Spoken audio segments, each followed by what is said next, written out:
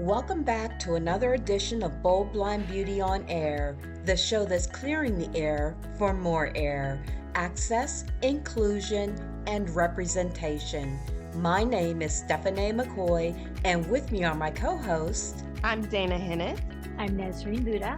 And this is Sylvia Stinson Perez.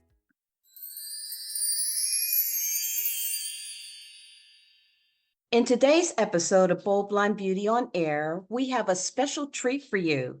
Sitting in for Sylvia Stinson Perez, we have our amazing guest co-host, YouTuber, motivational speaker, advocate, singer, and Bold Blind Beauty contributor, Gabby Mendonca. Thank you, Gabby, for joining us on the show. Thank you so much. I'm so excited to be a part of this today. Yeah, we can't wait to get into our conversation today because we have a phenomenal guest lined up. So without further ado, joining us as our featured guest is the brilliant Dr. Sholz, who has been using our Men in Motion and Women on the Move segments on Bold Blind Beauty to inspire her high school students. This is what she shared in our recent newsletter survey. I have used your amazing Men in Motion and Women on the Move episodes with all of my high school students. Their lives and mine are forever changed because of these stories full of hope and encouragement through personal testimonies. I use your site every single Friday, and I call it Friday. I have my blind 10th grade student keeping a journal about the episodes he watches each week. That 10th grade student, Gareth Brown, was our very first featured guest in the Teens in Flight series. Dr. Sholz, the brainchild of Teens in Flight, has been a tremendous advocate for this newest initiative, and we're so honored to sit down with her today.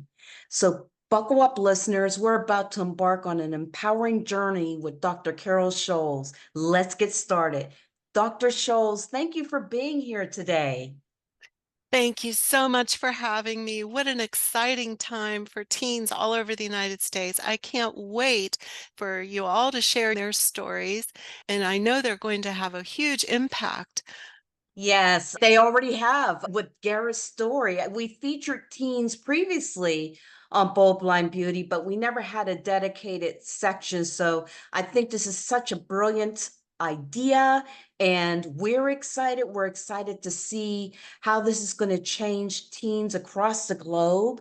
And let's get into it. I'm going to hand the mic over to Gabby for our first question. Thank you so much.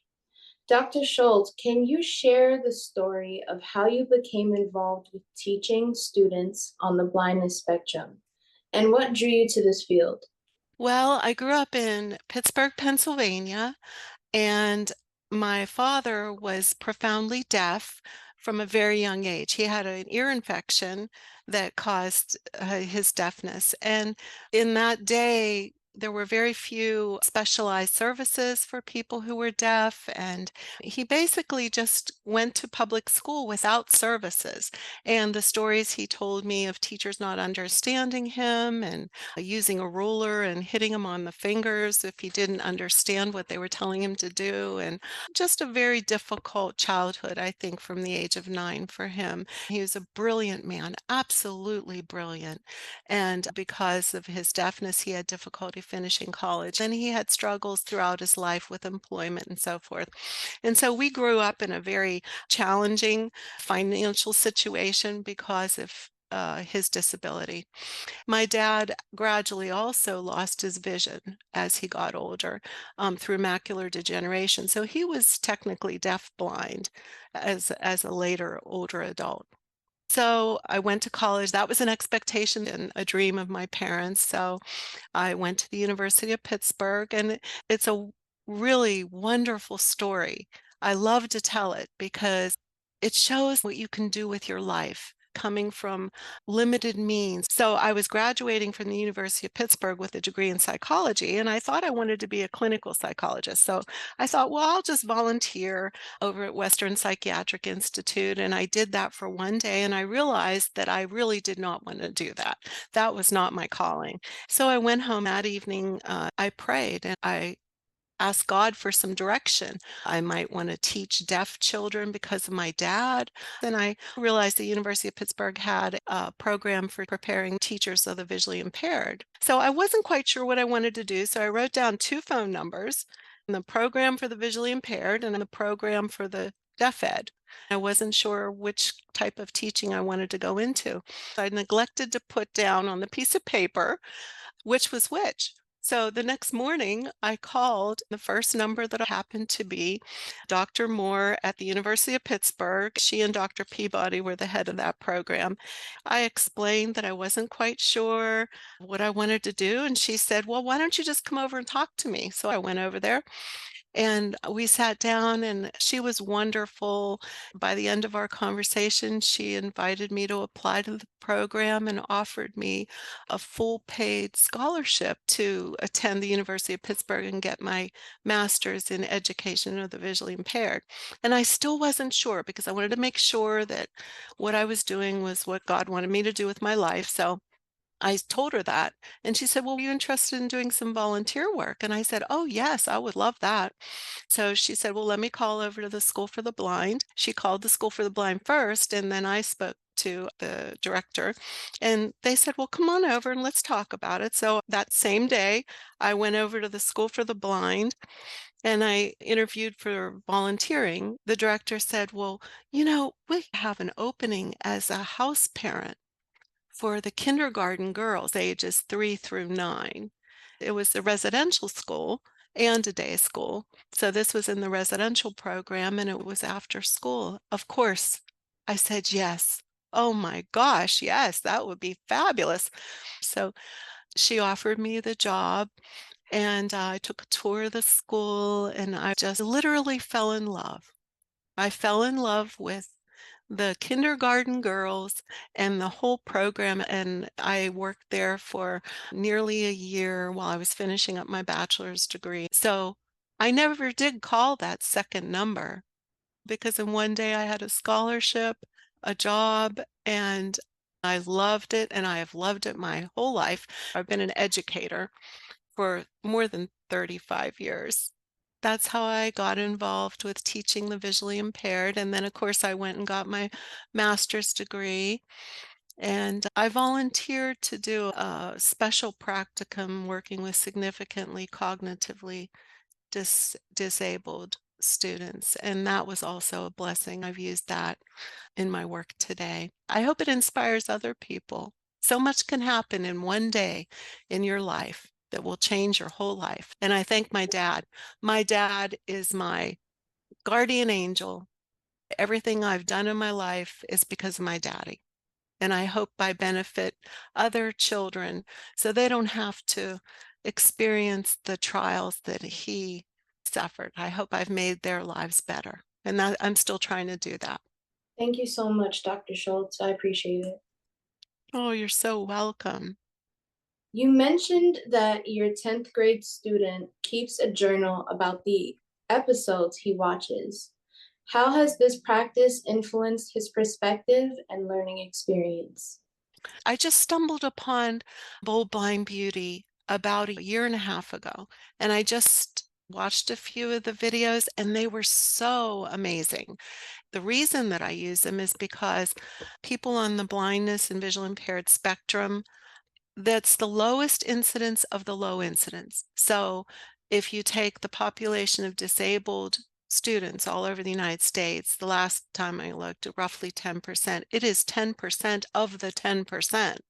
So when you have a low incidence disability, it's oftentimes isolating. You may be the only child, not only in the class, but in the whole school. If you are fully mainstreamed, which most of my students are, you may be the only one. And I felt that in my students, that sometimes they would feel like they were so alone. And didn't want them to feel that way because I have the privilege of working all day. I have an 11-hour-a-day schedule some days, and I see one student after another. So I see a wide spectrum. I wanted them to have the privilege of hearing these amazing stories I think storytelling is so powerful, and I learned that from Steph, that storytelling is a most powerful tool. The stories that I first heard myself, I wanted to share with my students because I didn't want them to feel alone. I wanted them to expand their horizons. It's one thing for old Dr. Scholz to be telling them, oh, you could try this and you could try that. It's another thing to hear from real adults who have gone through either a loss of vision or congenitally blind from birth, and sharing their stories of all of their successes and the joy of life. And I wanted my students to experience that. I want my students to know that there's always life ahead of them and that there's so many opportunities. It's been my experience that a vision loss opens up different doors. And I wanted my students to see that and hear that. So every Friday, not every Friday, because some days they have so much homework, my students are generally speaking enrolled in gen ed classes in big high schools with 3,000 kids. But I do have some that are medically fragile that I see at home. So I have a wide spectrum. But the teens that I have on Fridays, we call it Friday. We've done all kinds of college and career and expanded core activities on Fridays, but I started showing these videos, and it has become the favorite thing to do on Fridays during Friday. Each young adult creates a folder, a college and career folder, and in that folder they have the journal, and we always start out with a description of what the person looks like, which is there on the site. You can read it and you can also add your own description, but there is a description of what the person looks like and what they're doing in their photographs. And we listen to it and then we talk about it. So we listen to the interview, and then throughout the interview, I encourage my students to take notes. So they're taking notes on their refreshable braille or on their iPad with voiceover or whatever way they prefer. Then afterwards, we discuss what they think, what they learned, how they feel, and how it could change their life. Dr. Schultz, this is Nazreen. This is really inspiring to hear all the wonderful takeaways that the students actually get from watching and listening to the Men in Motion and the Women on the Move features, but how you integrate them into your curriculum each week. And we here at Bold Blind Beauty are demystifying blindness through storytelling. Storytelling is a huge part of what we do. And we just love the fact that you are incorporating these incredible stories to share with your teens. Can you elaborate a little bit more about some of the feedback you got from them? And maybe if you have any examples of some challenges. I'd be happy to. So I have the one student who's the inaugural Teen in Flight interviewee, Gareth, and he has been interested in sound engineering for years. He's currently enrolled in a sound engineering class. And so he's very interested in voices and mixing sounds and making music. And he really would love to do the background tracks for games or videos or movies. He's very interested in all that. So he was taking a sound engineering class at school and learning how to use the Mac with voiceover and his refreshable braille, Mantis, and so forth. He also was taking private lessons outside of school that were sponsored by a local organization and from a professional in the field. But when Gareth learned about a voiceover artist who everyone told would never succeed, that he wouldn't even be able to go to college, and the expectation was that he was not going to be able to do anything, and now he is working in Hollywood as a professional voice artist. I just can't describe the look on Garrett's face when he was listening to that. It was like, I really can do this. The amazement that he had hearing the actual story of someone who overcame a visual impairment and is working in the field that he really wants to work in. And there's nothing that I could say or do that would ever do that. I could encourage him every day, all day long. Oh, you can do anything you want, anything you set your mind to. But when he heard that real life story, I believe ignited in him the self-assurance, I saw immediate difference in his self-assurance about where he's going and what he's going to do, and that it's not only possible, that it's probable, and that he can be a success at that. He's a straight A student, and he works very hard at school, but that was just a turning point, I believe. And I think we'll see a lot of those types of turning points. We all have our stories, and we all have the potential to affect other people's lives. And I think that this will. I saw it in him, a transformation. And then the other part of the question was, well, do I have challenges? Time is always the challenge, but you have to make time.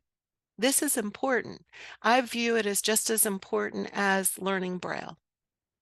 It's just as important as learning assistive technology. The relational and social aspect of promoting blind children to be all they can be and to do what they want to do is equally as important as all of the technology and all of the academics.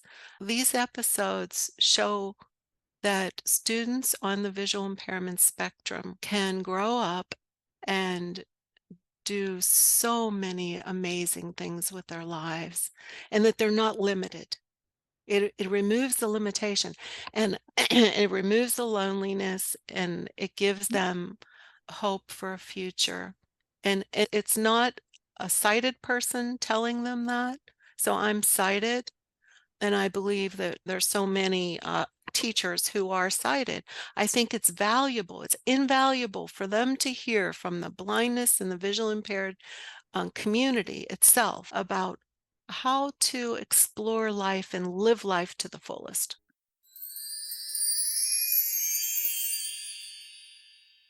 Ever wondered how someone with vision loss creates stunning art? Meet Krista Webb. Hello, my name is Krista Webb. Bold Blind Beauty is excited to announce a very special limited edition collaboration with Krista Webb. I am a wood-burning artist, also legally blind and hard of hearing. I have a condition called Usher syndrome type 2A. Shortly, I became legally blind. I discovered pyrography in 2019. I then joined the Instagram world in 2020 and became a Burn Club member. In 2021, I became quite involved with the deaf and blind community. Over the years, my artwork has been published in books, articles, brochures, and even in calendars. Oh, and on an episode TV show with PBS. I've been commissioned to do artwork all over the US. I've been honored to be interviewed by some awesome people, companies, and even news reporters. Stay tuned for our upcoming limited edition collab with Krista Webb. Each piece will embody the spirit of Bold Blind Beauty.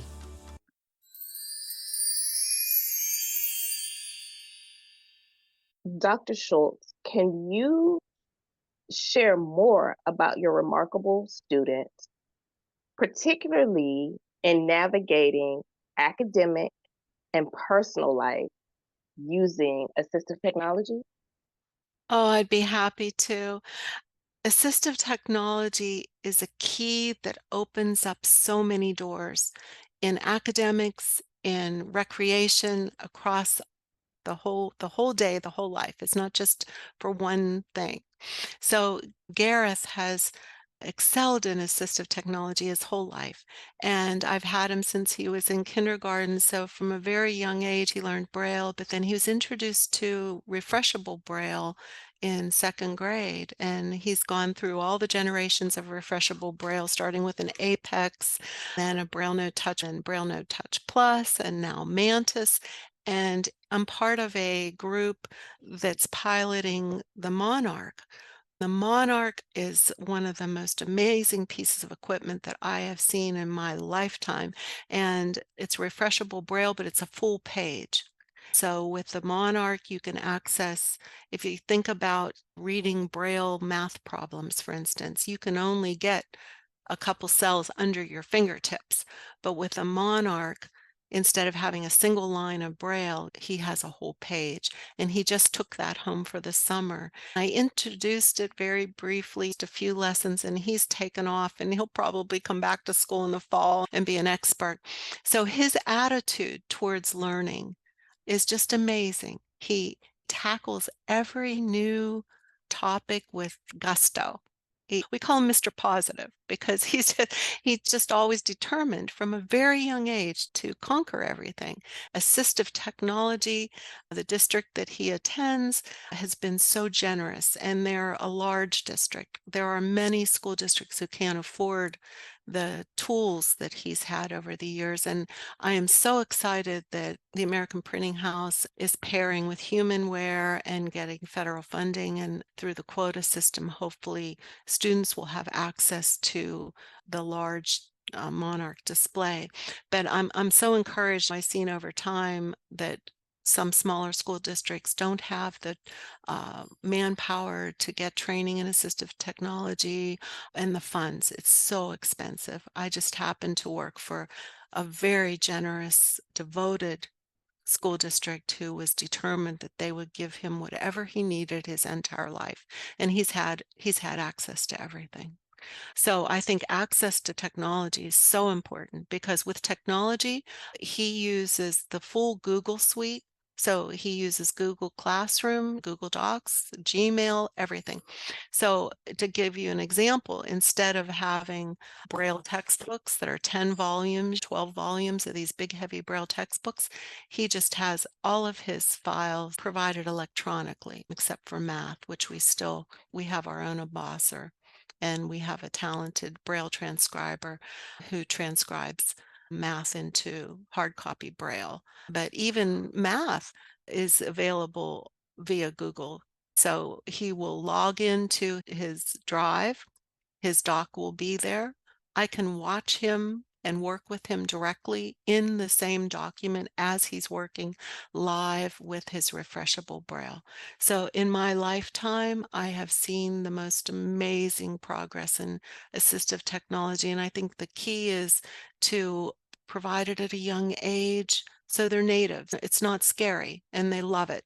It gives students access to general education, to any material that anybody else has without waiting. Assistive technology has just leveled the playing field in so many ways. Thank you for that, Dr. Scholz. Assistive technology definitely levels the playing field, and it provides greater accessibility and inclusion for many people. So I have a two-part question for you.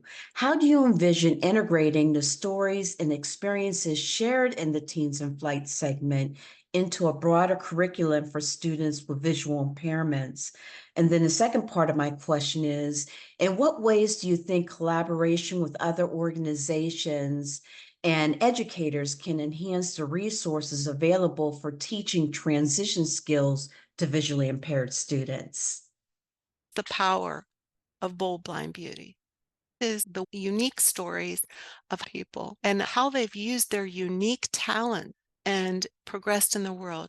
Everything from judo to voiceover to surfing, rock climbing, and all kinds of different ways that they've learned to adjust to life with little or no vision, but have continued on with their dreams. That's, in my eyes, what my students are getting out of it. And I know it has, because just in the short time I've been using them, I see an uplifting effect.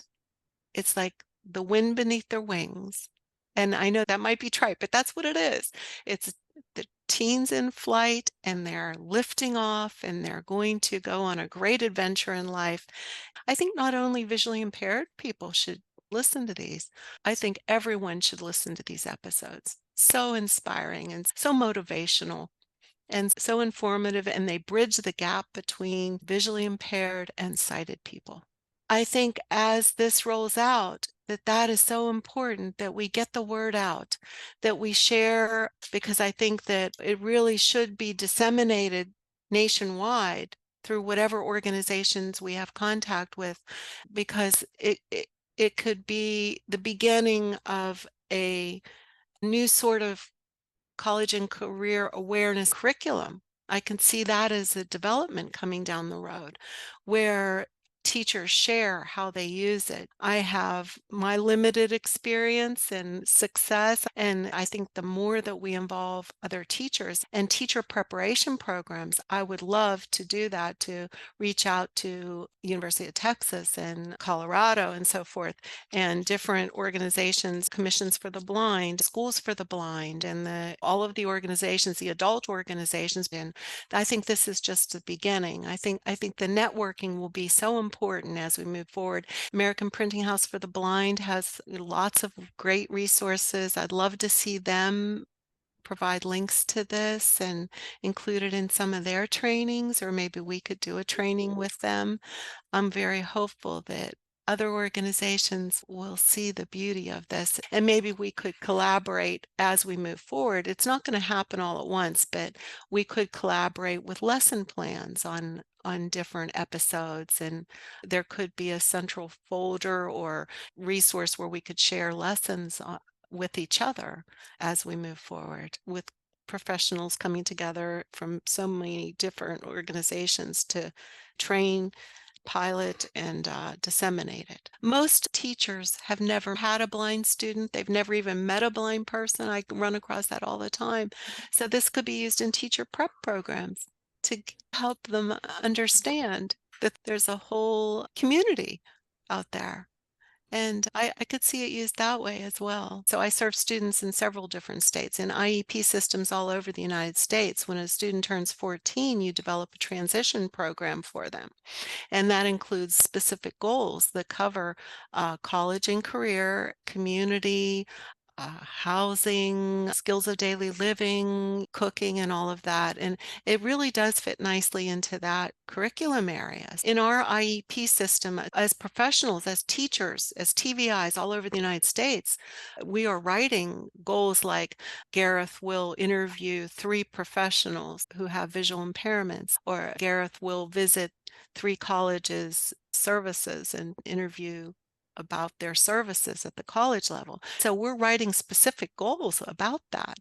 And this just fits beautifully into that. So there is a need for it and a need for resources. And I can see that it'll gradually become common for teachers to use it. It's a fun way to address college and career. I just wanted to say, I feel very inspired by everything you're talking about and everything that you're doing. And I want to thank you. I would love to hear more about this. It's really fascinating and it's important. Like you said, it's very needed. Yes, I think we focus on academics as teachers. There is the expanded core, which covers a lot of different areas other than academics. And I think this fits nicely into that framework. It fits nicely into college and career. I wanted to say also, I noticed that the laws that cover students in public schools are different than the laws that cover students and young adults in college. And that needs to be addressed because college students need equal access to assistive technology, but it is not guaranteed, which is interesting. But I'm very encouraged because I think we're moving in the right direction and it's coming, especially with the introduction of this monarch and the teamwork that is entailed. Thank you, Dr. Sholz, for joining us on Bold Blind Beauty on Air. To connect with Dr. Sholz, please reach out at info@boldblindbeauty.com.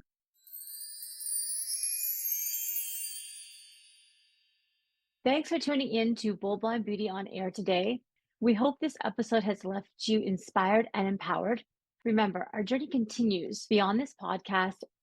Don't miss out on future episodes. Hit that subscribe button and stay up to date on all of our latest discussions.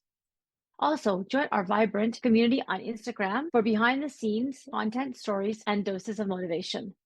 Your support means the world to us as we strive to amplify the diverse voices and stories. Together, let's keep advocating for access, inclusion, and representation.